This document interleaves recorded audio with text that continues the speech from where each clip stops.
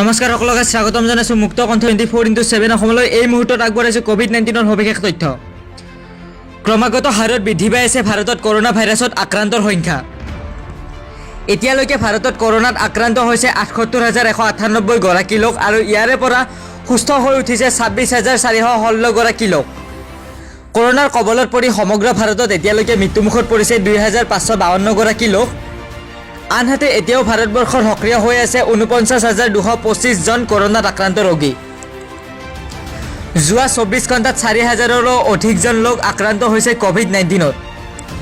হয়, আমি এতিয়া অসমৰ তথ্য দিব বিচাৰিছোঁ। অসমত এতিয়ালৈকে কৰোনাত আক্ৰান্তৰ সংখ্যা বৃদ্ধি পাইছে গৈ ৭৯ জন। ইয়াৰে ভিতৰত ৩৭ জন ইতিমধ্যে সুস্থ হৈ উঠিছে। এতিয়ালৈকে ২জন মানুহ কৰোনাৰ কবলত পৰি মৃত্যুমুখত পৰিছে আৰু আনহাতে এতিয়াও ৩৭ জন কৰোনাত আক্ৰান্ত ৰোগী সক্ৰিয় হৈ আছে অসমত।